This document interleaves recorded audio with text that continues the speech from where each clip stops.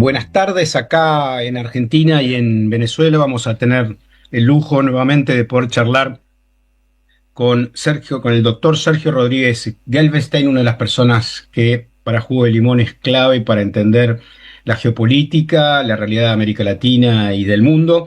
Cada tanto nos damos ese gusto, ese lujo, porque necesitamos miradas de alguna manera que tengan otra perspectiva que la que tenemos acá en el Cono Sur. Buenas tardes, Sergio, ¿cómo estás? Hola Jorge, saludos, siempre un gusto verte y conversar Igualmente. contigo. Vamos a hacer la Eh, nota un poquito rápido porque estás viajando, así que no queremos quitarte mucho tiempo. Vamos a la primera, directamente.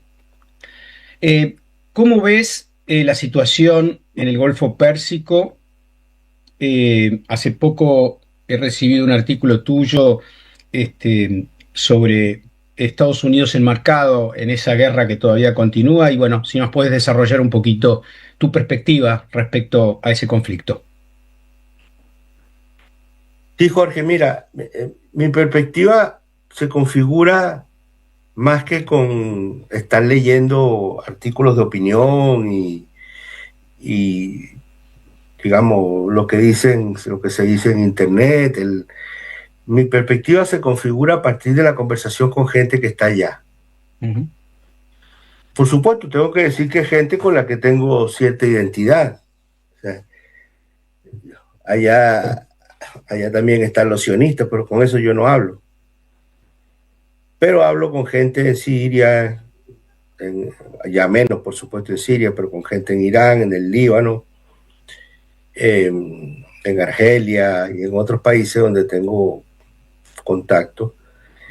Y yo reitero que la perspectiva que ellos tienen sobre la situación es muy distinta a la que se tiene en Occidente. Y te voy a decir algo que tal vez suene muy emotivo, pero es lo que yo percibo. Esa, esa vinculación o esa relación o esa percepción o esa idea que tienen los musulmanes sobre la vida y la muerte, que es distinta a los de Occidente, cambia todo. Porque aquí en Occidente, cuando uno pierde un familiar, los amigos se acercan a ti y te dan sus condolencias, te dan su pésame. Allá se felicitan. ¿Por qué? Porque para ellos es diferente la muerte del martirologio. Cuando alguien se transforma en mártir es un premio a la vida, es elevarse hacia un nivel superior. Entonces, suponer que esta destrucción y estas muertes que está causando Occidente, Estados Unidos, en Irán, van a producir un cambio de régimen en un país que tiene 5.000 años de civilización, que tiene una solidez cultural, religiosa y también una solidez política, porque esa es la otra cosa que ocurre, que no entienden el sistema político porque no es un sistema político tradicional. Hay una red de, de organizaciones, de estructuras que no existen en Occidente. Entonces eso hace que sea muy sólido el sistema político democrático de Irán, que por cierto es anterior al griego, al ateniense. Es anterior. Entonces eso da una perspectiva distinta del asunto. A mí me ha costado comprenderlo, debo decirlo, me ha costado comprenderlo, pero lo voy entendiendo. En ese sentido, la mirada estratégica que tienen ellos es distinta a la que uno puede percibir desde aquí. Y en ese sentido, ellos están librando una batalla que no tiene contenido táctico, o mejor dicho, tiene un contenido táctico que ya lo voy a explicar porque es importante explicarlo, pero es una batalla de carácter estratégico. Hoy el tema ya no es un asunto bilateral entre Estados Unidos e Irán. Recuérdate que el ayatollah Jamenei dijo, si esto se desata, va a ser una guerra de carácter regional. Y hoy ya lo es. Ya están involucrados otros actores regionales, no solamente desde el punto de vista bélico, sino que desde el punto de vista político, diplomático, económico, etcétera. Pero ya incluso tiene alcance global, porque cuando se están variando los precios del petróleo con una incidencia en la economía global, claramente se salió de los márgenes estrictos de un conflicto bilateral. Y cuando la posibilidad del cierre del estrecho de Bab el-Mandeb va a incrementar mucho más los precios del petróleo, posiblemente lleguen a $100 el barril, ya está en 91 el Brent. Hay que acordarse que antes de esta nueva andanada de ataques de Estados Unidos contra Irán, llegó a bajar a 74. Entonces estamos hablando que hay un aumento en 2 semanas del 20% más o menos del barril. Y eso, si se cierra Bab el-Mandeb, va a seguir subiendo. Sí, explícale a la audiencia, Sergio, ese estrecho de Bab el-Mandeb, del otro lado de la península de Arábiga, ¿quién podría contribuir a su cierre? Sí, básicamente ese estrecho está bajo control de Yemen. Yemen en este momento no ha decidido el cierre del estrecho, ha decidido el cierre del estrecho para barcos que entran y salen de Arabia Saudita. Porque por eso te digo que el conflicto se regionalizó, porque el conflicto entre Arabia Saudita y Yemen no tiene que ver con el conflicto entre Irán y Estados Unidos. Es un anexo, pero evidentemente se desata. Acuérdate que el origen de esta última escalada tuvo que ver con un avión iraní que iba a aterrizar en el aeropuerto de Saná y que los sauditas lo bombardearon para evitarlo. Entonces, aunque es una repercusión anexa, una repercusión colateral, sí hay una relación directa. Entonces, claro, ahí por ahí hasta ahora, salen barcos de Egipto, que supuestamente los yemenitas hutíes estarían dejando pasar, que vienen del canal de Suez.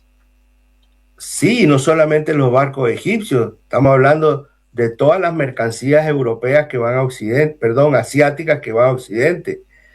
Todas las mercancías, todas las exportaciones de Japón, de Corea, qué sé yo, de Malasia, de Singapur, todas las exportaciones pasan por ahí. Ya no estamos hablando de petróleo, estamos hablando de otro tipo de cargas, son barcos de contenedores, no petroleros. Uh-huh. Generalmente los barcos petroleros son barcos que salen de Arabia Saudita. Arabia Saudita tiene un puerto en el Golfo, en el Mar Rojo, Yambú, que tienen incluso, porque la zona petrolera, la zona productora de petróleo de Arabia Saudita se encuentra en el este, en el Golfo Pérsico, pero han construido un oleoducto que lleva, en vista del conflicto en el Golfo Pérsico, lleva el petróleo hacia el Mar Rojo y lo están sacando por ahí. Ese puerto que sacaba diariamente 4 millones de barriles diarios de petróleo está sacando 7 millones. O sea, está casi duplicando su actividad. Si eso se paraliza, bueno, saca las cuentas, son 7 millones de barriles que se le están quitando al mercado mundial. 7 millones de barriles son aproximadamente el 7, el 8% del mercado petrolero mundial. Y eso significaría que si se cerrara, ellos no han hablado de cierre, pero si se cerrara, los barcos tendrían que dar una vuelta por el sur de África, por el Cabo de Buena Esperanza, y eso atrasaría los viajes en unas 3 o 4 semanas. Y Ya además eso se ha encarecería, significado. y además encarecería el producto, digamos, por la logística, por... Ya hoy el precio, el precio que cobran las aseguradoras es de aproximadamente el 0,3, era el 0,3% del precio del valor del barco.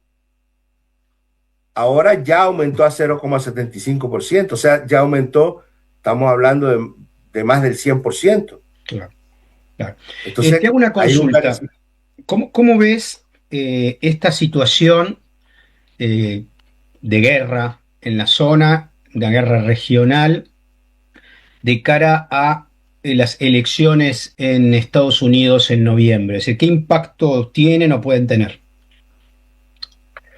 Bueno, ahí se produce una serie de variables bien interesantes. En primer lugar, las negociaciones que hizo Trump, las negociaciones que hizo y que llegaron al memorándum de entendimiento de Islamabad, estaban motivados básicamente por eso, por la necesidad de poner fin a la guerra y bajar los precios del petróleo, porque estaba aumentando el precio de la gasolina al consumidor en Estados Unidos, estaba a $3.20 el galón antes del 28 de febrero y llegó a 5.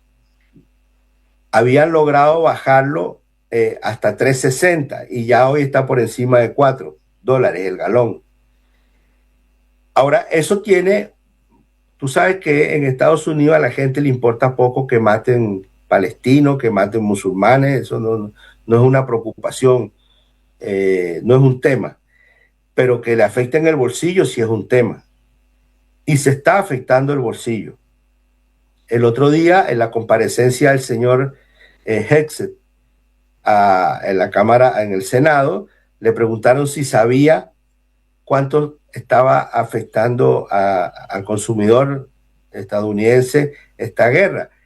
Y él dijo que la respuesta de él fue que mucho menos que la posibilidad de que Irán destruyera a Estados Unidos con una bomba atómica, lo cual es una percepción que en Estados Unidos nadie tiene. Lo que sí le dijo el senador, no, la percepción que sí se tiene es que ya hay un gasto de $5,000 por cada estadounidense, lo que cuesta. Estamos hablando, él dijo que se habían gastado 37.5 mil millones de dólares en la guerra. En realidad son entre 120 y 150 mil millones de dólares. Están ocultando las cifras porque están ocultando los muertos, porque están ocultando todo. Entonces, claro, ¿qué pasa? Que en estas elecciones, aunque indirectamente afectan a Trump y afectan al Partido Republicano, no es Trump el que se está reeligiendo. Entonces, hoy ya sacarse la foto con Trump, esos senadores que quieren reelegirse o elegirse, que es un tercio, y los representantes que quieren elegirse o reelegirse, sacarse la foto con Trump no está aportando muchos votos en un momento en que su popularidad está bajando a ritmo acelerado, a niveles acelerados. Entonces, todo indica que va a haber una aceleración, va a haber una pérdida grande de votos del Partido Republicano. Ahora, en el léxico político, de Estados Unidos hay un término, no sé si lo conoce Jorge, que se llama la sorpresa de octubre. Ajá. La sorpresa de octubre, bueno, la sorpresa de octubre es un tema del léxico político estadounidense que dice que cuando hay elecciones, en octubre se producen sorpresas que pueden cambiar el curso de los acontecimientos. Voy a escribir sobre eso la semana que viene. Prometo no robarte el tema. Por favor, hermano, te lo agradezco mucho. A ver, contanos de la Que sorpresa. no lo hagas tú y que no lo haga nadie de los miles Nadie. que nos Pero están digo, contame un escuchando. poquito el concepto y qué pensás que puede aparecer, qué cisne negro, ¿no? Le decimos, qué cisne negro puede aparecer en octubre. Sí. Mira, hay un antecedente. Hay un antecedente en el año 80. En el año 80, cuando había elecciones, hubo elecciones en Estados Unidos, el presidente Carter iba a la reelección, se produjo el ataque a la embajada de Estados Unidos en Irán. Carter, que había elaborado la doctrina Carter precisamente contra Irán, cuando intentó por vía militar resolver el problema, intentó negociarlo. Y eso permitió el triunfo de Reagan. Y los iraníes se negaron a negociarlo, lo negociaron, pero no lo firmaron hasta después que se fue. Incluso es muy curioso que solo unas horas después de que el 20 de enero del 81 Reagan tomó posesión, se liberaron los rehenes. Horas después. Entonces, ahí hubo una sorpresa de octubre, porque eso cambió el curso de las elecciones. De las elecciones. Carter no era un presidente mal evaluado, todo lo contrario. Y se dice, hay información que por supuesto no se ha comprobado, de que Reagan negoció con los iraníes para que no dieran a conocer el resultado hasta después hasta que no dieran su brazo a torcer, no negociaran hasta después de las elecciones, para que negociaran. Y él firmó el acuerdo, se firmó con él. Entonces ahora yo estoy suponiendo que los iraníes no le van a dar a Trump una solución. Un salvoconducto sería. Un salvoconducto, sino que le van a ser parte directa de la derrota que le van a causar a Trump. Y cualquier negociación se va a producir solo después de noviembre.